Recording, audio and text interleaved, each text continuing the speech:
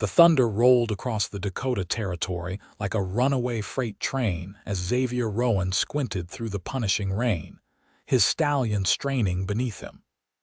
The year was 1878, and a man caught in a tempest like this one had two choices: find shelter or die trying. The lightning that split the sky illuminated a small cabin nestled against the hillside ahead, smoke curling from its chimney despite the downpour. Xavier hadn't expected to find anyone living this far from town, especially not with winter approaching, but he wasn't about to question Providence. His horse, Midnight, sensed his urgency and pushed forward through the mud, hooves slipping on the slick ground. Xavier pulled his drenched duster tighter around his broad shoulders as another crack of lightning illuminated the valley. That's when he saw her, a figure crumpled on the ground not 30 yards from the cabin's door. "Whoa, boy," Xavier called, pulling Midnight to a stop and dismounting in one fluid motion, his boots sinking into the mud. The rain pelted his hat as he approached the still form, his spurs jangling with each careful step. She lay face down, her dress soaked through, her honey blonde hair plastered against her back. Xavier knelt beside her, gently turning her over. She was young, maybe 25, with delicate features now pale and still. He pressed his fingers to her neck and felt a faint pulse. Miss, can you hear me?" Xavier called over the howling wind. Her eyelids fluttered, but she remained unconscious. He glanced toward the cabin, surely it was hers, and made a quick decision. Xavier gathered her into his arms, surprised by how light she felt despite her sodden clothing. Her head lolled against his chest as he carried her toward the cabin, fighting against the wind that seemed determined to push them both back down the hillside.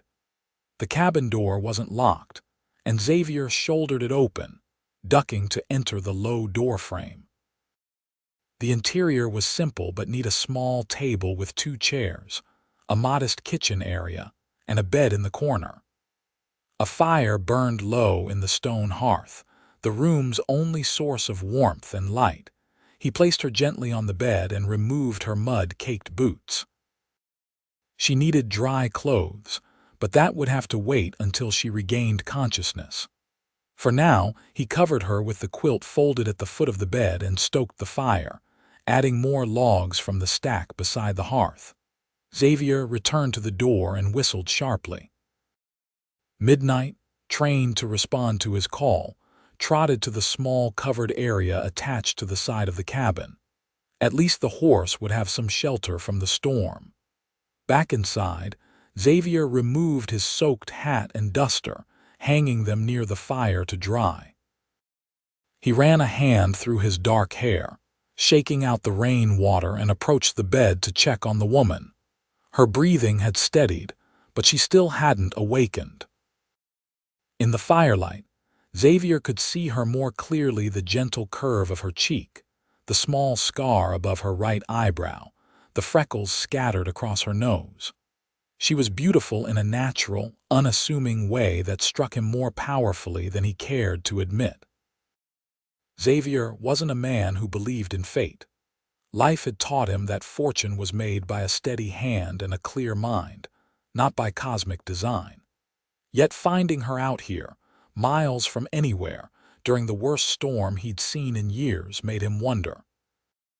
The woman stirred, her eyelids fluttering open to reveal eyes the color of summer sage. She blinked, confusion clouding her features as she focused on Xavier's face. "Who?" she began, her voice a dry whisper. She tried to sit up but winced, pressing a hand to her temple. "Easy now," Xavier said, his voice gentle despite its natural roughness. "I found you outside in the storm. You took a nasty fall." She looked around, recognition dawning as she took in her surroundings. "This is my cabin," she said, as if confirming it to herself. "Yes, madam. I was passing through when the storm hit. Saw you lying outside." He moved to the small kitchen area and filled a tin cup with water from a pitcher. "Can you sit up to drink?" she nodded, though the movement seemed to pain her. Xavier helped her into a sitting position and handed her the cup, which she accepted with trembling hands. "Thank you," she said after taking a sip. "I'm Abigail Thornton." "Xavier Rowan," he replied with a slight nod. "Most folks call me Xav. What brings you out this way, Mr. Rowan?" "We don't get many travelers through these parts, especially not with winter coming on." Xavier considered his answer. He wasn't one to share his business freely, but something about Abigail's direct gaze made him want to be honest. "I'm tracking some men. They robbed a bank in Deadwood 2 weeks back. Trail led me this direction." Abigail's expression darkened. "Outlaws passed through here 3 days ago, 4 men heavily armed. They stopped long enough to water their horses and move on." She paused, studying his face. "You're not a lawman." It wasn't a question, but Xavier answered anyway. "No, madam. I'm a bounty hunter." He didn't add that one of the men he was tracking had killed his brother 5 years earlier. Some details weren't meant for sharing with strangers, no matter how compelling their eyes might be. "I see." Abigail set the cup down on the small table beside the bed. "Well, Mr. Rowan, it seems I owe you my gratitude. I don't remember much, but I was gathering in the firewood when I slipped. Must have hit my head." She touched the tender spot at her temple and winced again. "You shouldn't be alone out here," Xavier said, immediately regretting the words. It wasn't his place to tell this woman how to live her life. To his surprise, Abigail smiled, though it didn't reach her eyes. "Wasn't planning on it. My husband died last winter. Fever took him quick. I've been waiting for my brother to come collect me and take me back east, but he's been delayed." "I'm sorry for your loss," Xavier said, the words inadequate but sincere. "Thank you." Abigail's gaze drifted to the window, where rain continued to lash against the glass. "This storm won't let up until morning, at least. You're welcome to stay the night. It's the least I can offer after you helped me." Xavier nodded, relief washing through him. The prospect of riding through the night in such weather wasn't appealing, even for a man accustomed to harsh conditions. "Much obliged. There are some of my husband's clothes in that trunk," Abigail said, pointing to a wooden chest at the foot of the bed. "You should get out of those wet things before you catch your death." Xavier hesitated, but practicality won out over modesty. "Thank you. I'll turn my back while you change as well. You need dry clothes more than I do." Abigail's cheeks colored slightly, but she nodded. Xavier retrieved a shirt and trousers from the trunk, then turned toward the fire to give her privacy. He changed quickly, aware of the rustling sounds behind him as Abigail did the same. "You can turn around now," she said after a few minutes. Xavier did so, finding Abigail dressed in a simple nightgown with a shawl wrapped around her shoulders. Her wet dress hung over a chair near the fire. The borrowed clothes fit Xavier well enough, though the sleeves were a bit short on his tall frame. "Are you hungry?" Abigail asked, moving carefully to the kitchen area. "I have some stew left from dinner."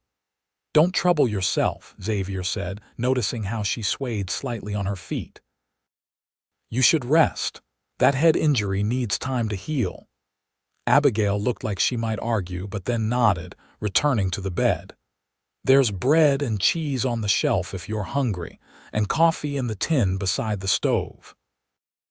Xavier thanked her and set about preparing a simple meal for them both, aware of her eyes on him as he moved around the small cabin.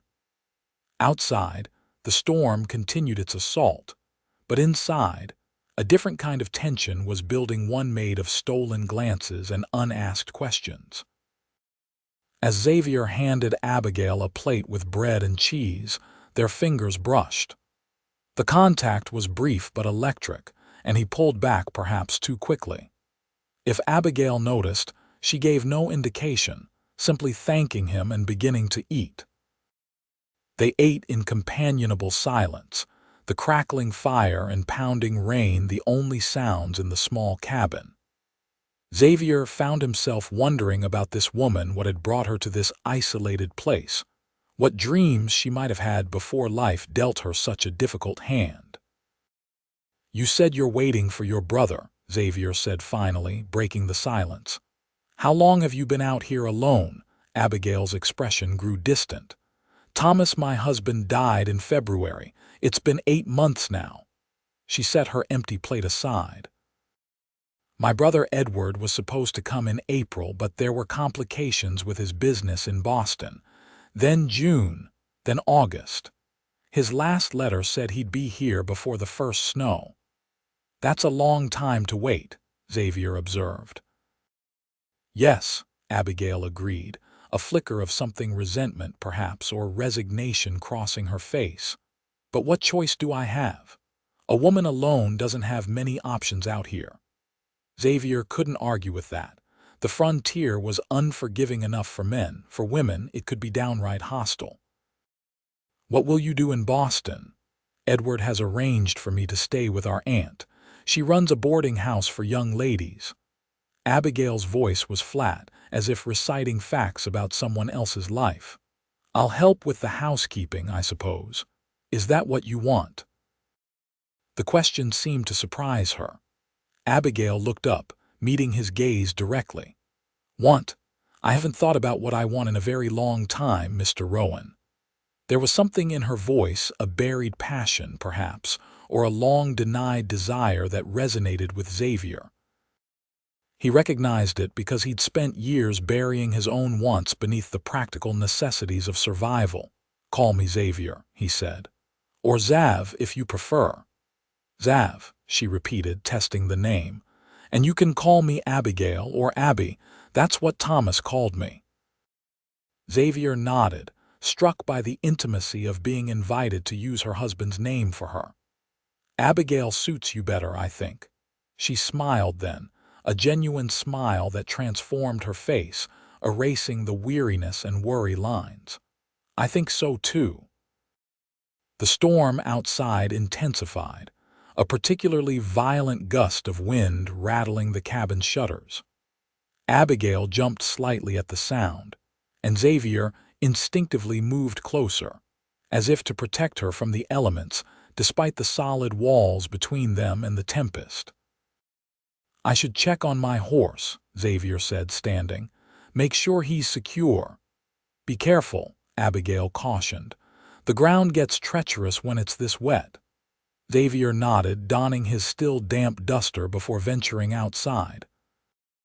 The rain hit him like a physical blow, but he pushed forward to the small lean-to where Midnight waited. The horse nickered softly at his approach. "Hey, boy," Xavier murmured, running a hand down the animal's strong neck. "We got lucky tonight, didn't we?"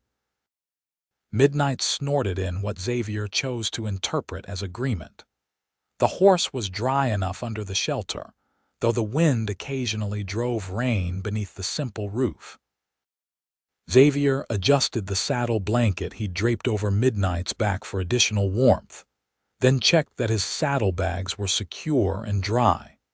As he turned to go back inside, a movement caught his eye, something shifting in the darkness beyond the circle of light from the cabin's windows. Xavier froze, one hand moving instinctively to his hip where his Colt would normally rest, before remembering he'd left his gun belt hanging by the fire. For several long seconds, he stared into the darkness, body tense, senses alert. But nothing moved again, and eventually he convinced himself it had been a trick of the rain and poor visibility. Still, as he returned to the cabin, he couldn't shake the feeling of being watched. Abigail looked up as he entered, relief evident on her face. "I was starting to worry." "Horse is fine," Xavier said, removing his duster and hanging it back by the fire.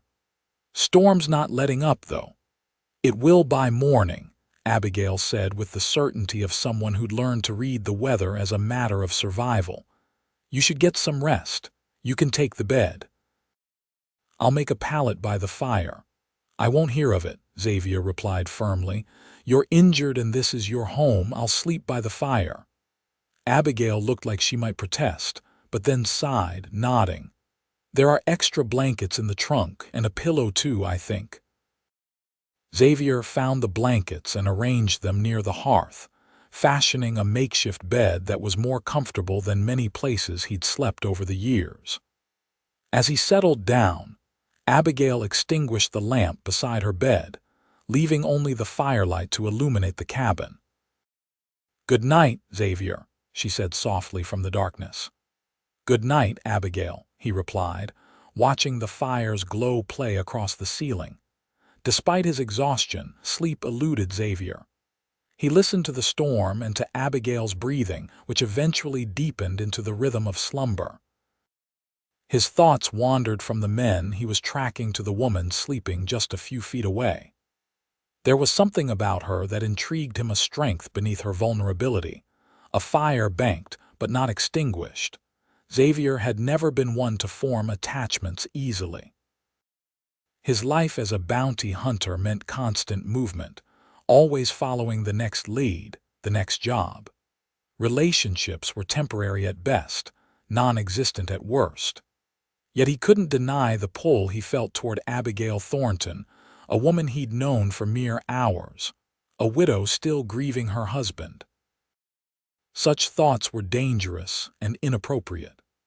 Come morning, he would thank her for her hospitality and continue on his way. The outlaws had a 3-day head start, and every hour mattered if he hoped to catch them before they crossed into Montana territory. With that resolution firmly in mind, Xavier finally drifted into a light, uneasy sleep, his dreams filled with storm-tossed skies and sage-green eyes.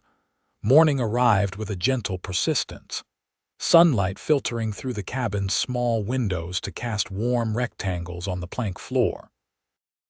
Xavier woke instantly, as was his habit, taking a moment to orient himself before sitting up. The fire had burned down to embers overnight, but the cabin remained reasonably warm. Abigail's bed was empty, the quilt neatly folded at its foot. Before Xavier could wonder where she'd gone, the door opened and she entered, carrying a basket of eggs. Her hair was combed and braided, her color much improved from the previous night, though a bruise had blossomed at her temple where she'd struck her head. "Good morning," she said, seeming unsurprised to find him awake. "I thought you might be hungry." Xavier stood, suddenly aware of his rumpled appearance and the stubble darkening his jaw. "You shouldn't be out alone, not with that head injury." Abigail's smile was patient, as if she were explaining something to a child. "I'm fine, Xavier. It takes more than a bump on the head to keep me down. Besides, the chickens don't feed themselves." She moved to the stove, setting the basket down and reaching for a cast iron pan. The storm's passed, but it's left quite a mess. Creeks running high, and there are branches down all over. Xavier folded the blankets he'd used and returned them to the trunk, then moved to the wash basin in the corner. The cold water was bracing as he splashed it on his face, running wet fingers through his dark hair in an attempt to tame it. "I hope you like eggs," Abigail said, cracking several into the heated pan. "It's about all I can offer for breakfast, I'm afraid." "Eggs are fine," Xavier assured her, drying his face on a towel. "More than fine. It's been a while since I had a home-cooked meal." Something about that statement seemed to please Abigail, a small smile playing at the corners of her mouth as she tended to the cooking. Xavier watched her move about the kitchen with an easy grace, noting how different she seemed from the pale, unconscious woman he'd carried in from the storm. "How's your head?" he asked as she placed a plate of eggs and a slice of bread before him at the small table. "Sore," she admitted, touching the bruise gingerly. "But I've had worse. Sit, eat while it's hot." Xavier did as instructed, suddenly aware of his hunger. The eggs were perfectly cooked, seasoned with salt and what tasted like fresh herbs. He ate quickly but neatly, aware of Abigail watching him from across the table as she picked at her own food. "You said those men passed through 3 days ago," Xavier said after finishing his meal. "Did they mention where they were headed?" Abigail shook her head. "They weren't exactly forthcoming with their plans, but one of them, the leader I think, mentioned something about Fort Benton." Xavier nodded thoughtfully. Fort Benton made sense. It was a major shipping point on the Missouri River, a place where men looking to disappear could board a steamboat heading east or even north into Canada. "That's helpful, thank you." He pushed his empty plate away and met her gaze. "I should be going. I've lost enough time already." Something flickered in Abigail's eyes, disappointment perhaps, but she nodded. "Of course. Your clothes should be dry by now." She rose and retrieved his shirt and trousers from where they hung near the fire, handing them to him without meeting his eyes. "You can change in the lean-to if you like. I'll pack you some food for the journey." Xavier accepted the clothes with a nod of thanks and stepped outside to change. The morning air was crisp and clean after the storm, the sky an impossible blue. He changed quickly, noting that his clothes were indeed dry, if a bit stiff. As he folded Thomas's borrowed garments, he wondered again about the man who had been Abigail's husband, what kind of man he had been, whether they had been happy together. Back inside, Xavier found Abigail wrapping bread, cheese, and some dried meat in a cloth. She handed the package to him with a small smile. "It's not much, but it should keep you going for a day or two." "You don't need to," Xavier began, but Abigail cut him off with a shake of her head. "You saved my life last night. Food is the least I can offer in return." Xavier accepted the package, tucking it into his saddlebag. He donned his gun belt, the familiar weight of the Colt at his hip reassuring after its absence. There was nothing left to delay his departure, yet he found himself reluctant to leave. "Will you be all right here alone?" he asked, gesturing to her injured head. "Maybe I should stay another day just to make sure you're recovering properly." Abigail's expression softened. "That's kind of you, but unnecessary. I've been managing on my own for 8 months now. One more day won't make a difference. And your brother, you think he'll come soon?" She shrugged, a gesture that spoke volumes about her doubts. "Winter's coming. He'll either come before the first snow or wait until spring." The resignation in her voice was painful to hear. Xavier hesitated, then made a decision that surprised even himself. "I'll be coming back this way after I find these men, if you're still here." He trailed off, unsure how to complete the offer. "I'll be here," Abigail said simply. "Unless Edward arrives in the meantime." Xavier nodded, oddly pleased by her response. "Then I'll see you again." "I'd like that," Abigail said, her cheeks coloring slightly. She accompanied him outside, where midnight waited patiently. Xavier checked the saddle and bridle before mounting, looking down at Abigail from his position astride the horse. "Thank you for your hospitality, Abigail Thornton," he said formally.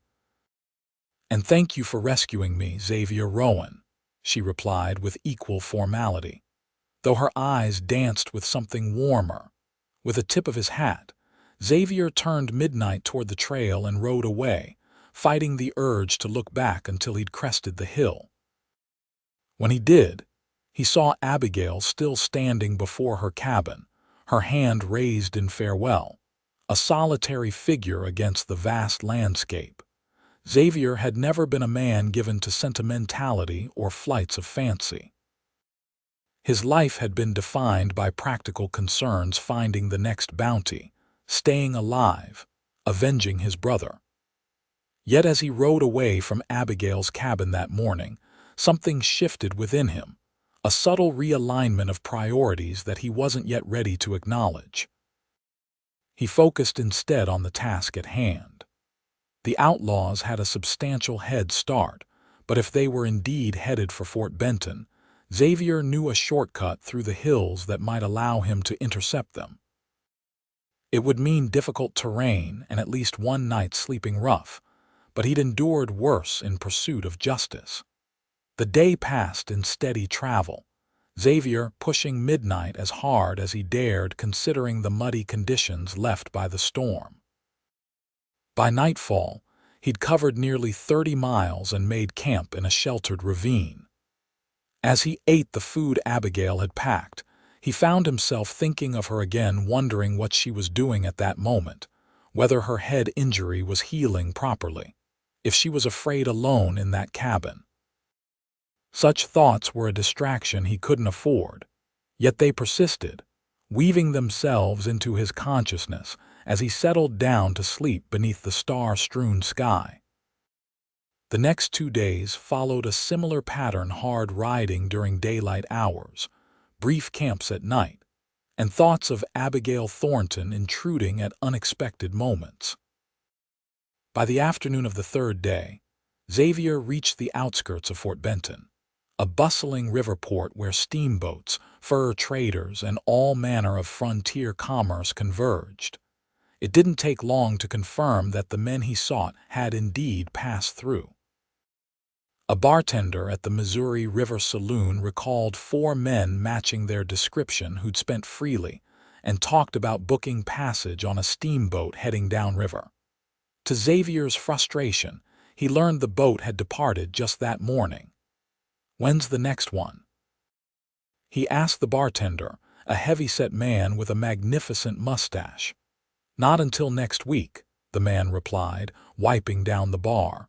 "Season's winding down. Soon the river'll start freezing, and that'll be it until spring." Xavier considered his options. He could wait for the next boat and continue the pursuit, but a week's delay would put the outlaws far beyond his reach. Or he could admit defeat, at least temporarily, and return to Deadwood to plan his next move.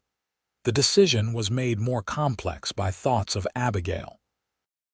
If he took the next steamboat, it would be months before he could return to check on her as promised. The idea of her wading through another long winter alone in that cabin, possibly believing he'd forgotten his promise, sat poorly with him. After a restless night in a cheap hotel room, Xavier made his decision. He would return to Abigail's cabin, ensure she was well, and then decide his next course of action.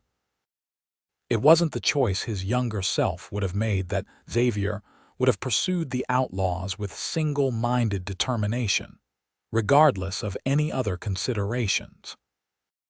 But something had changed during that stormy night in Abigail's cabin, something fundamental that he was only beginning to understand. The return journey took 4 days, slowed by Xavier's reluctance to push midnight too hard after their rapid journey to Fort Benton.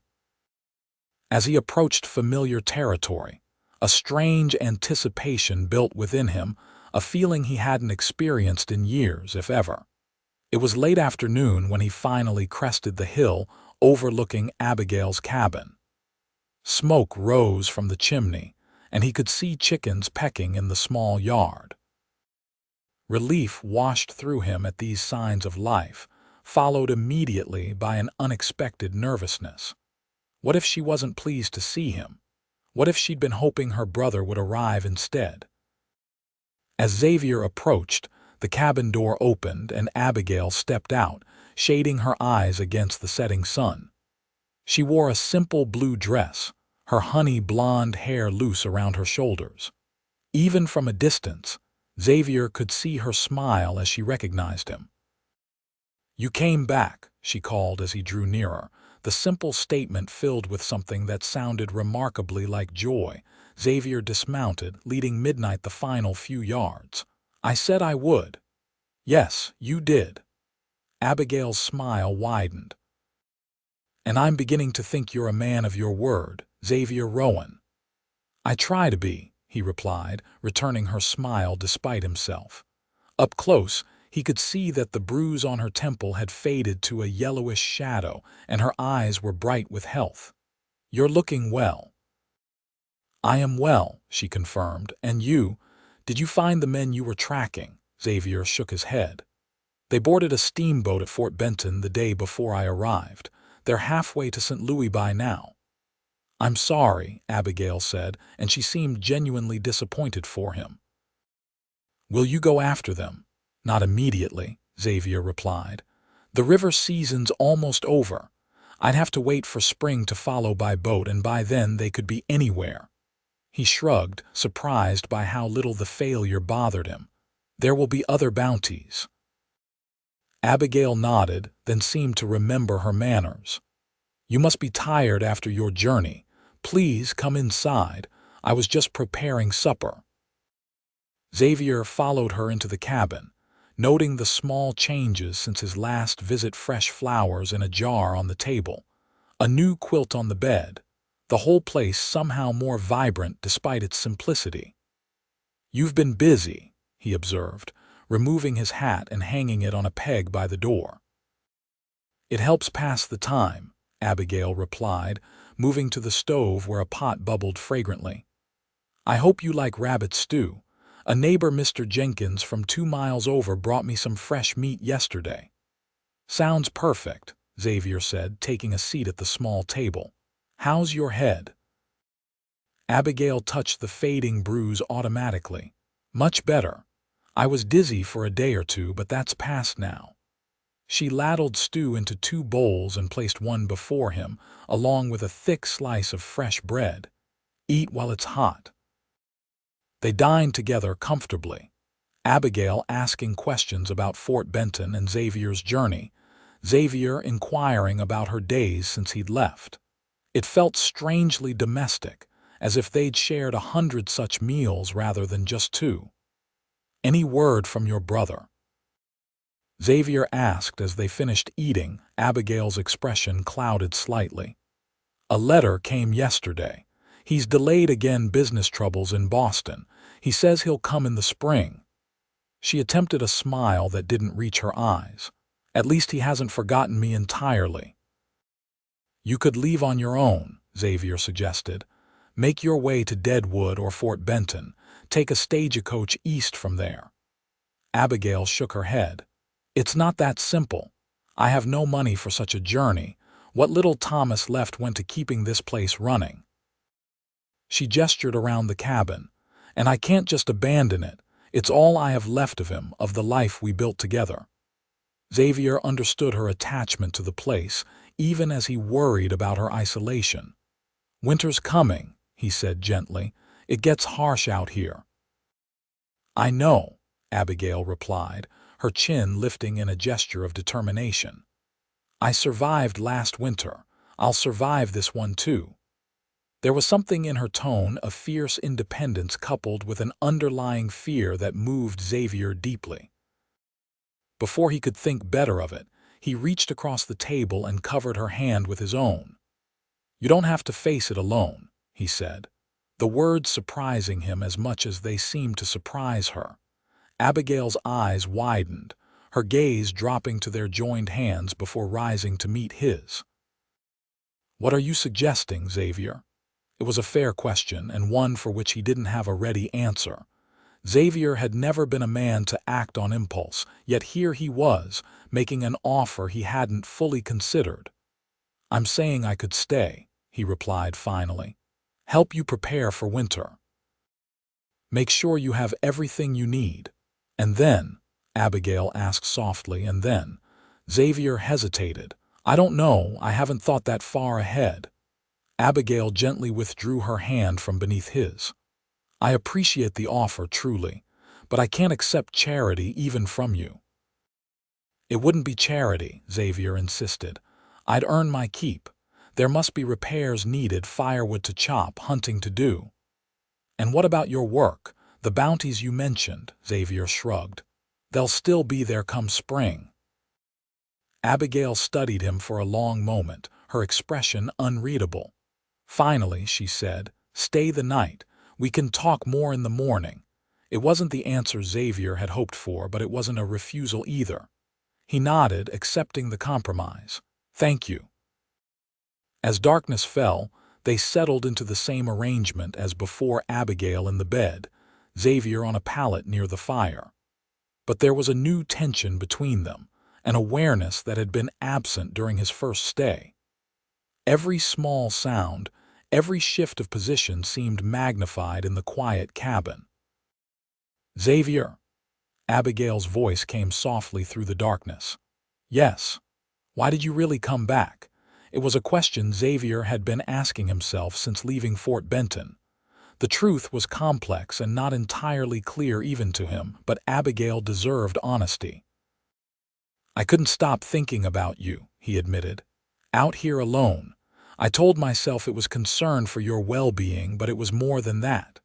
He paused, searching for the right words. "I wanted to see you again." The silence that followed his confession stretched on so long that Xavier wondered if she'd fallen asleep. Then the blankets rustled as Abigail sat up in bed.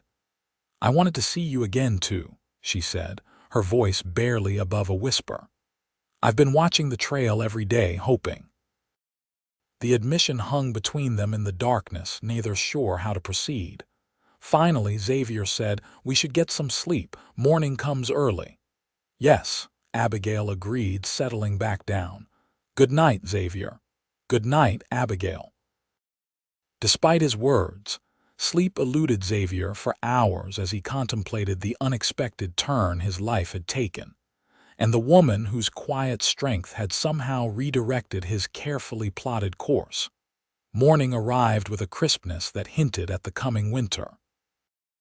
Xavier woke to find Abigail already up and dressed, preparing breakfast at the stove. She greeted him with a small smile that held a hint of shyness after their nighttime confessions. "I've been thinking about your offer," she said as they sat down to eat. "About staying to help with preparations for winter." Xavier waited, not wanting to pressure her one way or the other. "I still can't accept charity," Abigail continued firmly, "but I could use the help, and there's plenty of work to be done." She met his gaze directly. "If you're serious about staying, we could come to an arrangement. You help with the heavy work, hunting, repairs. In exchange, I provide meals and a place to sleep." "That sounds fair," Xavier agreed, relief washing through him. "When spring comes, we can reassess." "Yes," Abigail nodded. "Spring changes everything." With that agreement, they fell into a rhythm over the following days. Xavier repaired the roof where it leaked, chopped endless cords of firewood, and hunted to add to their winter stores. Abigail cooked, preserved food for the cold months, and tended to the chickens and small garden. They worked well together, developing an easy partnership that required few words but achieved much. In the evenings, they would sit by the fire, sometimes talking, sometimes comfortable in shared silence. Xavier learned that Abigail had come west with Thomas 3 years earlier, full of dreams for the future. Thomas had been a schoolteacher back east before deciding to try his hand at ranching in the territory. They'd planned to build a proper ranch house once they'd established themselves, maybe start a family. But Thomas's death had ended those dreams, leaving Abigail alone with a small cabin and uncertain prospects. In turn, Xavier shared parts of his own story, his childhood in Missouri, his time scouting for the Army during the latter years of the Civil War, the death of his brother that had set him on the path of bounty hunting. He spoke little of the violence he'd witnessed and participated in, but Abigail seemed to understand the weight he carried nonetheless. As the days passed, something grew between them, a connection deeper than friendship, but still undefined, both of them cautious for different reasons. Xavier was conscious of Abigail's status as a recent widow and his own temporary presence in her life. Abigail, for her part, seemed to be wrestling with loyalty to her dead husband and the unexpected feelings Xavier stirred within her. The first snow arrived in early November, a light dusting that melted by noon but served as a reminder of what was to come. Xavier redoubled his efforts, ensuring they had enough firewood to last through the harshest months, hunting daily to add to their meat stores, and making final repairs to the cabin's exterior. One evening, as they sat before the fire after a particularly productive day, Abigail broke their comfortable silence with a question that had clearly been on her mind. "What will you do when spring comes, Xavier? Will you go back to bounty hunting?" Xavier considered the question seriously. 2 months ago, he wouldn't have hesitated to answer in the affirmative. Now he wasn't so sure. "I don't know," he admitted. "It's the only life I've known for years, but," Abigail prompted when he trailed off. Xavier met her gaze across the small space between them. "But it's a lonely life, and I'm starting to think there might be other possibilities." The firelight caught the gold in Abigail's hair as she nodded slowly. "There are always other possibilities, if we're brave enough to embrace them." Before Xavier could respond, a sharp knock at the door startled them both. Visitors were rare, especially with darkness fallen and the temperature dropping. Xavier stood, one hand moving instinctively to the gun at his hip as he approached the door.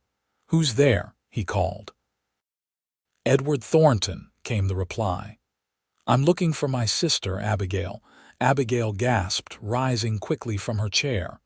"Edward, is it really you?" Xavier opened the door to reveal a well-dressed man in his early 30s, his resemblance to Abigail evident in the shape of his eyes and the set of his jaw. Behind him, a covered wagon waited, a driver huddled against the cold on its seat. "Abby," Edward said, stepping past Xavier to embrace his sister. "I've come to take you home." Xavier watched their reunion with mixed emotions. He was glad for Abigail's sake that her brother had finally come as promised, yet he couldn't ignore the sinking feeling in his stomach at the realization that she would soon leave.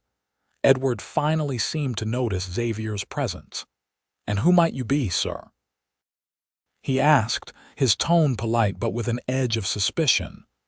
"This is Xavier Rowan," Abigail said quickly. "He's been helping me prepare for winter. Xavier, this is my brother Edward."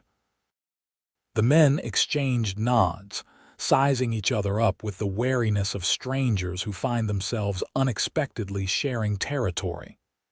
"I appreciate your assistance to my sister," Edward said stiffly. "But I'm here now to take her back to Boston. We'll be leaving first thing in the morning." "Edward," Abigail interjected, "it's too late to discuss this tonight. You must be tired from your journey. Let me prepare something for you to eat and we can talk in the morning."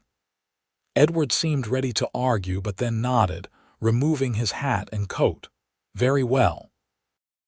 We do have a long journey ahead, so rest would be welcome."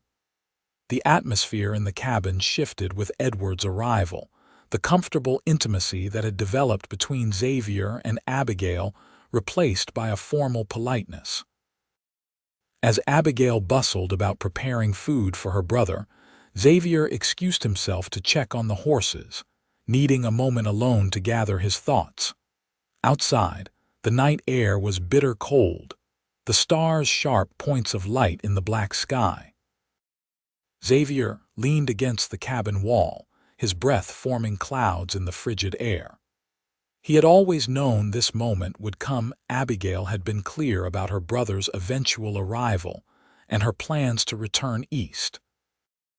Yet somehow, in the weeks they'd spent together, he'd begun to imagine a different outcome, one where spring brought new beginnings rather than farewells.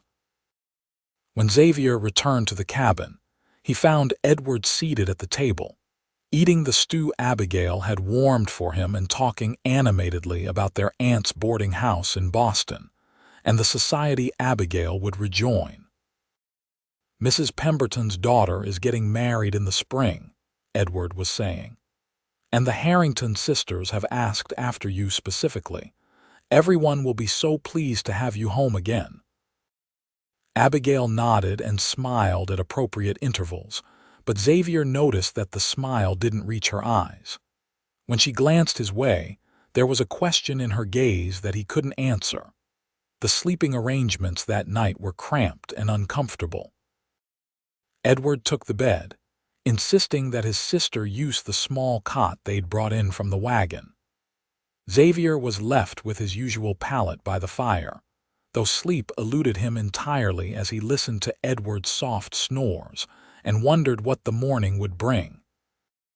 Dawn arrived with a heavy snowfall, large flakes drifting past the windows to blanket the ground outside. Edward viewed the weather with dismay. "This complicates matters," he said, peering out at the accumulating snow. "But I suppose we can still make it to Fort Benton before the worst of winter sets in." "In this," Abigail gestured toward the window. "Edward, these early storms can be deceptive. Sometimes they pass quickly, but sometimes they're the harbingers of blizzards that last for days." "All the more reason to leave immediately," Edward insisted, "before conditions worsen." Xavier, who had been silent during this exchange, finally spoke up. "Your sister's right. Traveling in this weather is dangerous, especially if you're not familiar with the territory." Edward's expression hardened. "With all due respect, Mr. Rowan, this is a family matter. I've come a long way to bring my sister home, and I don't intend to delay any longer than necessary." "Edward," Abigail said, her voice taking on a firmness Xavier hadn't heard before. "I appreciate your concern and your journey here, but I've survived in this territory for 3 years now. I know the weather patterns. Leaving today would be foolish and dangerous." Her brother looked taken aback by her assertiveness. "Abby, be reasonable. You can't want to stay in this wilderness any longer than necessary." Abigail glanced at Xavier before responding. "I'm not saying I want to stay forever. I'm saying we should wait until the weather clears before attempting the journey to Fort Benton." Edward seemed about to argue further but then sighed, relenting. "Very well. A day or two, no more. But as soon as this snow stops, we're leaving." The day passed slowly, tension filling the small cabin as Edward paced restlessly, checking the weather every few minutes as if his impatience might clear the sky. Xavier kept himself busy with small tasks, acutely aware of Abigail's quiet presence as she went about her usual routines. By evening, the snowfall had lightened but not stopped entirely. Edward announced his intention to leave the following morning regardless of conditions, his tone brooking no argument. Abigail nodded her acceptance, though Xavier could see the worry in her eyes. After a strained dinner, Edward retired early, claiming fatigue from his journey. Once her brother's breathing had deepened into sleep, Abigail motioned for Xavier to join her by the fire, speaking in a whisper to avoid waking Edward. "I need to talk to you," she said, her voice barely audible. Xavier nodded, settling beside her on the hearth. "About tomorrow?" "Yes." Abigail's fingers twisted nervously in her lap. "Edward's determined to leave, weather be damned, but I'm worried about the journey. It's at least 4 days to Fort Benton in good conditions, longer in snow." "You could refuse to go," Xavier suggested quietly. "Stay here until spring." Abigail shook her head. "Edward's traveled all this way. He's my only family, and there's nothing for me here once the cabin's sold." The words stung, though Xavier knew they weren't meant to hurt him. "I understand," he said, even as part of him wanted to argue that there could be someone for her here if she chose to stay. "Will you come with us?" Abigail asked suddenly, her eyes lifting to meet his. "At least as far as Fort Benton." Edward doesn't know the territory, and his driver seems more suited to city streets than wilderness trails. The request surprised Xavier. "What about your brother? He doesn't seem inclined to welcome my company." "Edward will have to accept it," Abigail replied with unexpected firmness. "I won't risk our lives to spare his pride." Xavier considered the request. Accompanying them would mean delaying his own plans, but those had grown increasingly nebulous anyway. More importantly, it would ease his mind to know Abigail reached Fort Benton safely. "All right," he agreed. "I'll come with you, but your brother won't like it. Leave Edward to me, Abigail said, a small smile playing at her lips. He may be stubborn, but so am I when the situation demands it. The conversation settled, they sat in companionable silence for a time, neither wanting to break the last peaceful moment they might share. Finally, Abigail spoke again, her voice tinged with a vulnerability she rarely showed. Xavier, these past weeks, they've meant a great deal to me. To me as well, he replied simply, the words inadequate for the emotions behind them. Abigail nodded as if confirming something to herself. Whatever happens tomorrow or in the days to come, I want you to know that. Before Xavier could respond, she leaned forward and pressed her lips gently to his cheek. The contact brief but unmistakably deliberate. Then she stood and moved to her cot, leaving Xavier by the fire with the ghost of her touch warming his skin, and a tumult of emotions he had no name for churning within him. Morning brought clear skies and Edward's renewed determination to depart immediately. When Abigail informed him that Xavier would be accompanying them to Fort Benton, her brother's reaction was predictably negative. "That's completely unnecessary," Edward protested. "We have a driver, and the route is straightforward." "The route may be straightforward in summer," Abigail countered calmly, "but winter changes everything. Xavier knows the territory and the dangers. His guidance could mean the difference between reaching Fort Benton safely or not at all." Edward looked as if he might continue arguing, but something in his sister's expression gave him pause. "You seem quite convinced of Mr. Rowan's importance to our journey." "I am," Abigail confirmed steadily. Edward's gaze shifted between Abigail and Xavier, a new understanding dawning in his eyes. "I see. Well, perhaps having an experienced guide would be prudent, given the conditions." His tone suggested he was conceding the point while reserving judgment on the true nature of their relationship.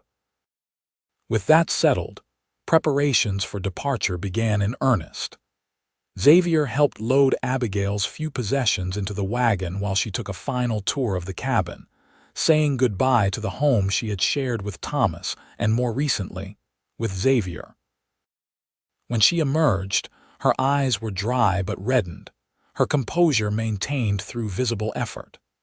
Xavier longed to comfort her but kept his distance, aware of Edward's watchful gaze. By mid-morning they were ready to leave.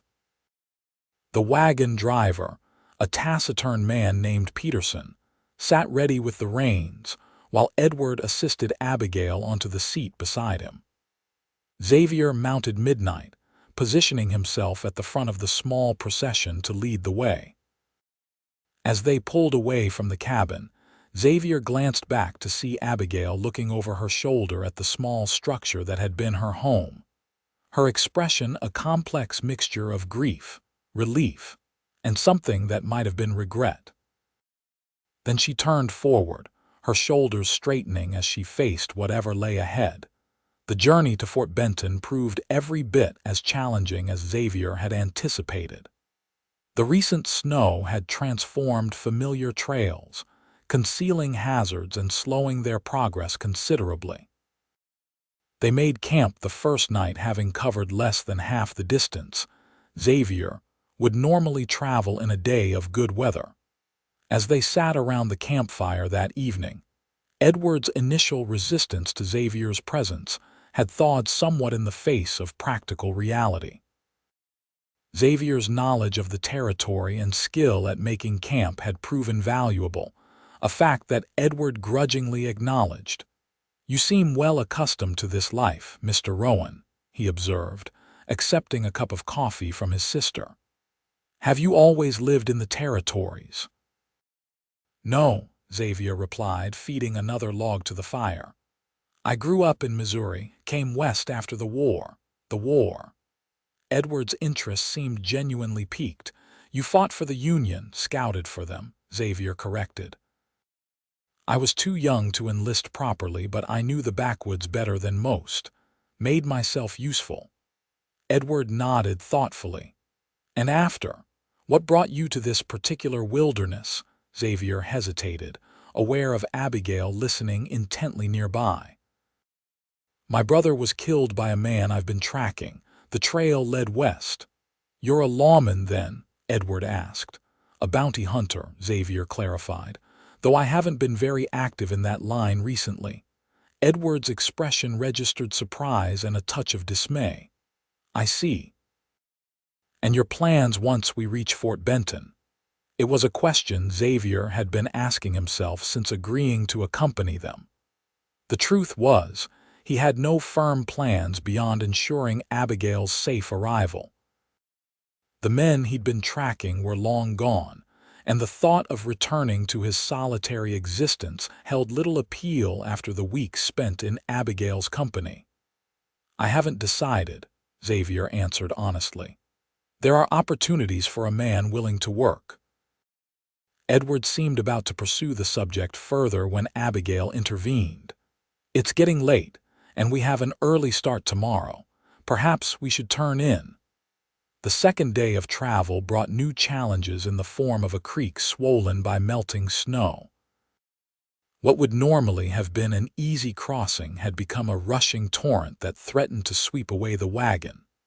Xavier spent an hour scouting along the bank before finding a spot where the water ran shallower over a gravel bed.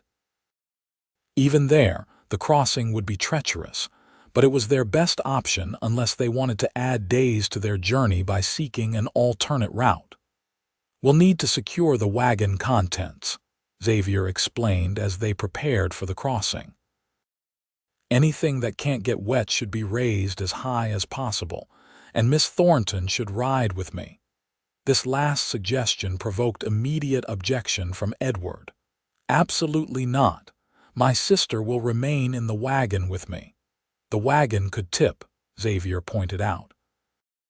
If it does, you'll all be thrown into the water. On horseback, we have a better chance of staying dry. I agree with Xavier, Abigail said before her brother could argue further. It's the safest option. Edward's mouth tightened with displeasure, but he eventually conceded, helping Abigail secure their belongings before the attempt. The crossing itself was tense but ultimately successful. Xavier led the way, Abigail seated behind him on midnight, her arms wrapped tightly around his waist. The horse picked its way carefully across the stream bed, occasionally struggling against the current but never losing its footing. The wagon followed, Peterson handling the team with skill despite the challenging conditions. When they reached the far bank, Abigail remained on horseback with Xavier for a time, both of them watching as Edward and Peterson reorganized the wagon contents.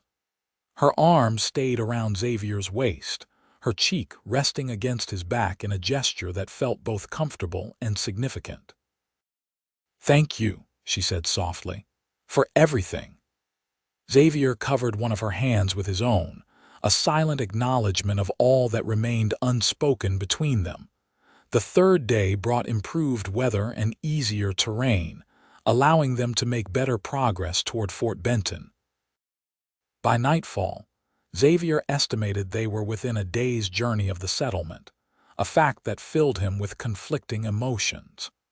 While he was relieved that Abigail would soon be safely on her way east, he dreaded the moment of parting that loomed ever closer.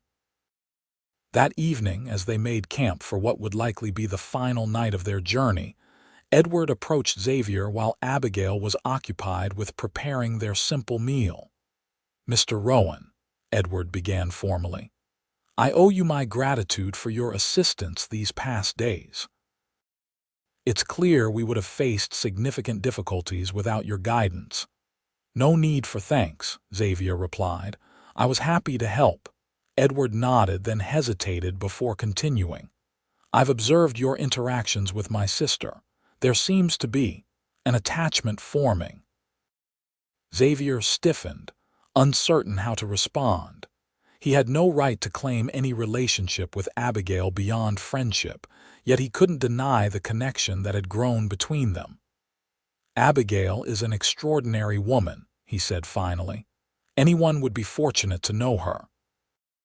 "Indeed," Edward agreed. "Which is why I must ask about your intentions. Abigail has suffered a great loss. She's vulnerable, perhaps more than she realizes. I would not see her hurt again." The concern was legitimate, Xavier had to admit. "I have nothing but respect for your sister, Mr. Thornton. As for intentions, those depend on more than just my wishes." Edward studied him for a long moment, then nodded slowly. "A fair answer. But I would remind you that Abigail's future lies in Boston, among her family and society. This territory is no place for a woman alone." "She hasn't been alone these past months," Xavier pointed out quietly, "and she's stronger than you give her credit for." "Perhaps," Edward conceded, "but strength alone isn't enough to build a life on. She needs security, stability, things I doubt a bounty hunter can provide." The words stung because they echoed Xavier's own doubts. What did he have to offer a woman like Abigail? A life of constant movement, danger, and uncertainty. It was no life for anyone, let alone someone who had already endured so much hardship.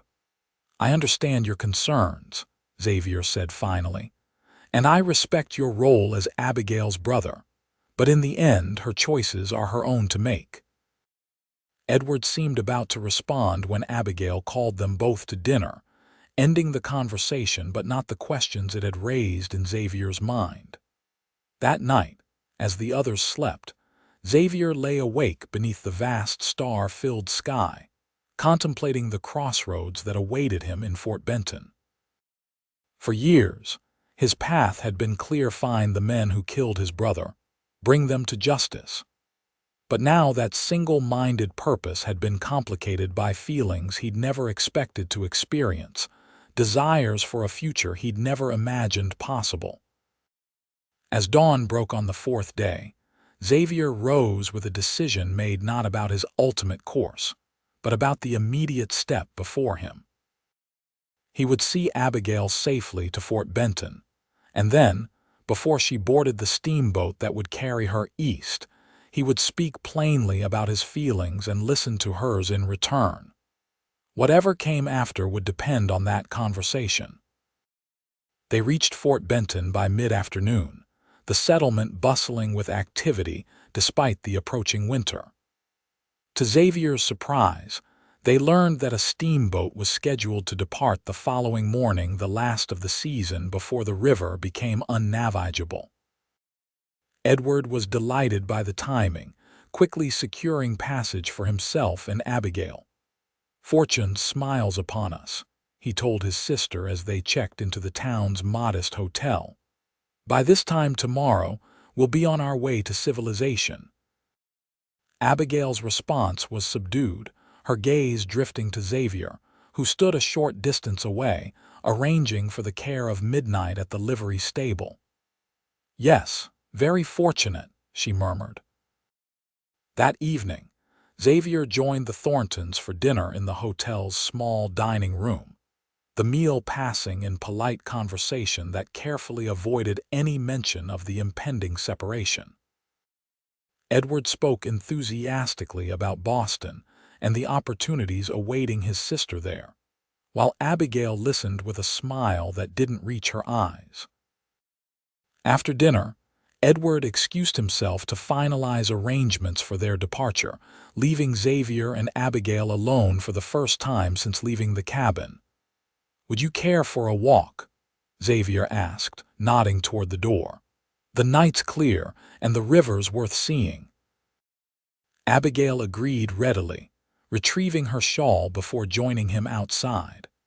They strolled in silence toward the riverfront, where the Missouri flowed broad and dark beneath the rising moon. The steamboat that would carry Abigail away was moored at the dock, workers loading cargo in preparation for the morning departure.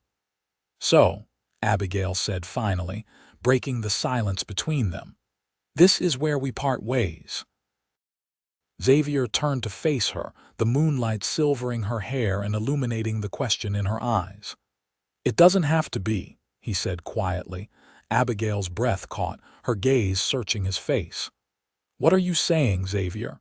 "I'm saying I don't want to say goodbye." The words came easier than he'd expected, months of unacknowledged feelings finally finding voice.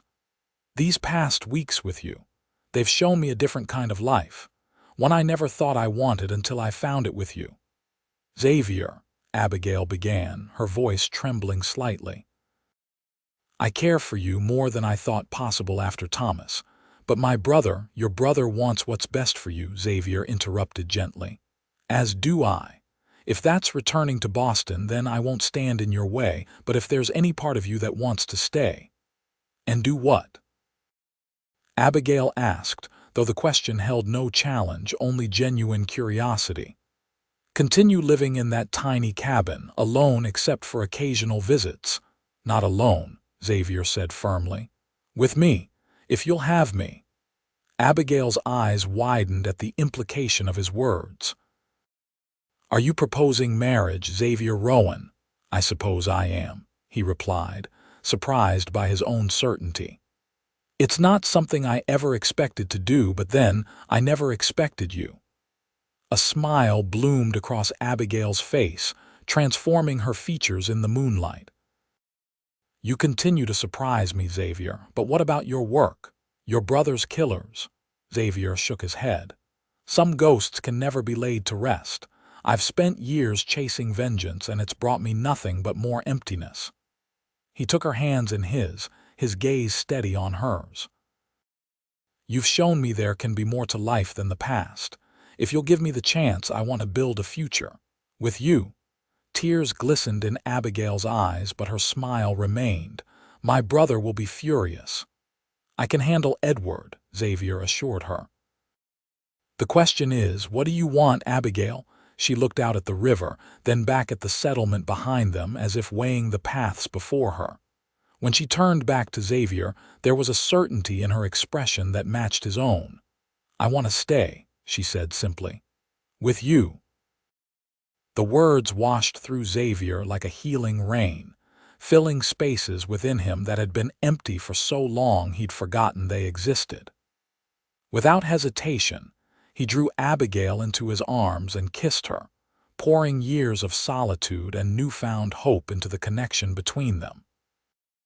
When they finally parted, both breathless, Abigail laughed softly. "Edward will take some convincing." "Then we'd best start now," Xavier replied, offering his arm. "Together." The conversation with Edward was every bit as difficult as they'd anticipated. In the privacy of his hotel room, he railed against Abigail's decision, calling it foolish, impulsive, and doomed to failure. "You barely know this man," Edward insisted, pacing the floor while Abigail sat calmly beside Xavier on the small settee. "A bounty hunter, for God's sake." "What kind of life can he offer you?" "A life of my choosing," Abigail replied steadily. "With a man who respects me enough to let me make that choice." Edward turned to Xavier, his expression hard. "And you, what do you bring to this union besides a gun and a horse?" "Not much at present," Xavier admitted. "But I have savings enough to buy a small ranch. I know the land, know how to work it. I can build Abigail the home Thomas always promised her. And your pursuit of these outlaws, will you drag my sister into danger for the sake of your vendetta?" Xavier shook his head. "That chapter of my life is closed. From now on, my priority is building a future, not avenging the past." Edward looked skeptical but seemed to recognize the determination in both their faces. After several more attempts to dissuade Abigail, he finally sighed in defeat. "You're as stubborn as Mother ever was," he said, a reluctant smile softening his features. "I suppose there's no talking you out of this." "No," Abigail agreed, reaching for Xavier's hand. "There isn't." Edward nodded slowly. "Then at least allow me to help. If you're determined to build a life here, you'll need more than just determination." The offer surprised both Xavier and Abigail. Edward explained that he would provide financial assistance for their start, not as charity. He insisted when Xavier began to object, but as Abigail's rightful inheritance from their parents. Additionally, he would delay his departure by a few days to witness their wedding, which Abigail insisted take place before he left. "If I'm to scandalize Boston society by marrying a bounty hunter in the wilderness," she declared with a mischievous smile, "I might as well do it properly, with my brother's blessing." The wedding took place 3 days later in Fort Benton's small church, a simple ceremony attended by Edward, the local minister and his wife, and a few curious townspeople. Abigail wore a new dress Edward had insisted on purchasing for the occasion, while Xavier donned the cleanest shirt and trousers he owned, his dark hair neatly combed for perhaps the first time since leaving Missouri. As they exchanged vows, Xavier found himself marveling at the twists of fate that had brought him to this moment. A storm, a chance encounter, a woman's quiet strength all had conspired to redirect the course of his life in ways he could never have imagined. When the minister pronounced them husband and wife, Xavier kissed Abigail with a sense of coming home he'd never experienced before. The applause of the small gathering barely registered as he looked into her eyes and saw his future reflected there.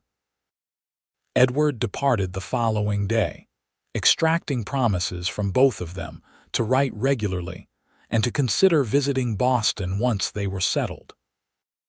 As the steamboat pulled away from the dock, Abigail waved until her brother's figure was no longer visible, then turned to Xavier with a smile that held both sadness and joy.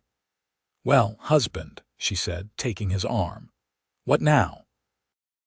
Xavier looked down at the woman who had become his wife, his partner, his future, and felt a certainty that had eluded him for years. "Now," he replied, "we build our home." They spent the winter in Fort Benton, renting rooms above the general store while Xavier worked odd jobs and Abigail took in sewing to supplement their savings.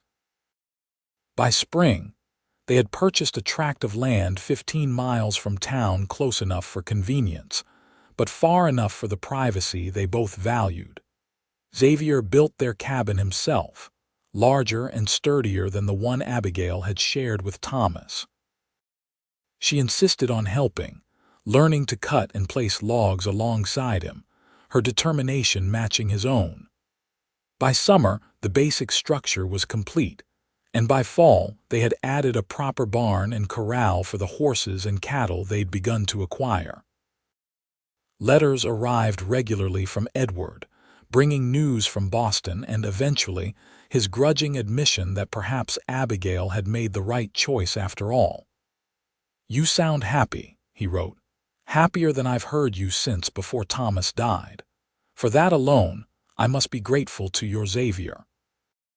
Life on the frontier remained challenging, with harsh winters, unpredictable weather, and the constant work required to maintain a homestead. But Xavier and Abigail faced each challenge together, their partnership deepening with each passing season. 3 years after their wedding, Abigail gave birth to their first child, a daughter they named Elizabeth, after Xavier's mother. 2 years later, a son joined the family, Thomas Edward, named for the 2 men who had shaped Abigail's life before Xavier. On the evening of their 5th wedding anniversary, Xavier found Abigail standing on the porch of their now expanded home, watching the sunset paint the distant mountains in gold and crimson. Their children slept inside, the day's work was done, and a peaceful contentment filled the air around them. "Do you ever regret it?" Xavier asked, slipping his arms around her waist from behind. "Staying here instead of returning to Boston?" Abigail leaned back against his chest, her hands covering his where they rested on her stomach. "Never," she replied without hesitation. "Not for a single moment." Xavier pressed a kiss to her temple, the same spot where a bruise had marked her skin the night they met. "Nor I," he murmured, though I sometimes wonder what would have happened if that storm hadn't blown in when it did." Abigail turned in his arms, her sage-green eyes meeting his with the same directness that had first captivated him. "I believe we would have found each other somehow. Some things are meant to be." Xavier had never been a man who believed in fate. Life had taught him that fortune was made by a steady hand and a clear mind, not by cosmic design. Yet finding Abigail, carrying her through that storm into what had become their warmest room, their shared life had changed everything he thought he knew about destiny. "Some things are meant to be," he agreed, drawing her closer as the last light of day faded into the gentle darkness of a Montana night. "And this us is the best of them all." In the years that followed, the Rowan Ranch prospered, becoming one of the most successful in the territory. Xavier and Abigail raised their children with love and the same determination that had brought them together, teaching them to value both the beauty and the hardship of frontier life. Edward visited occasionally, gradually warming to the brother-in-law he'd initially dismissed. He even brought their Aunt Margaret once, the proper Bostonian lady surprising everyone by taking to ranch life with unexpected enthusiasm during her month-long stay. Xavier never returned to bounty hunting, though rumors of his past occasionally surfaced when travelers passed through. To most of their neighbors, he was simply a hard-working rancher with a knack for breaking difficult horses, and a devoted husband to the woman who transformed a wanderer into a man with deep roots. On the 20th anniversary of the night Xavier had carried Abigail from the storm into shelter, they sat together on the porch of their home, surrounded by the evidence of their shared life, the ranch buildings, the grazing cattle, the gardens Abigail had planted and nurtured to vibrant life. Their daughter was engaged to be married, their son preparing to attend university in the East before returning to eventually take over the ranch. "Did you ever find out what happened to them?" Abigail asked suddenly. "The men you were tracking when we met?" Xavier shook his head. "No. I made inquiries over the years, but the trail went cold after St. Louis." He squeezed her hand gently. "It doesn't matter anymore. That life feels like it belonged to someone else. Does it bother you, not finishing what you started?" Xavier considered the question seriously, as he always did when Abigail asked something important. "For a long time, I thought vengeance was the only way to honor my brother's memory. But building this life with you, raising our children, creating something lasting that honors him far more than another grave ever could." Abigail leaned her head against his shoulder, a gesture as familiar and comforting as breathing. "I'm glad you rode through that storm," she said softly. "So am I," Xavier replied, thinking of all the paths not taken, all the chances that might have led them elsewhere. "It was the best decision I ever made." As darkness fell around them, Xavier reflected on the journey that had brought them to this moment, from a storm-tossed night and a chance encounter to a life richer and more fulfilling than anything he could have imagined for himself. He had ridden through the storm carrying a stranger to safety, never suspecting that she would, in turn, carry him into the warmest room he'd ever known, the space they had created together, filled with love, family, and the quiet certainty of belonging.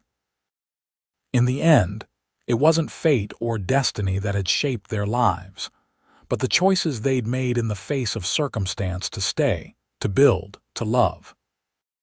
And looking at Abigail in the gathering darkness, her face as dear and familiar to him as his own, Xavier knew he would make the same choice again, riding through 1,000 storms to find his way to her side.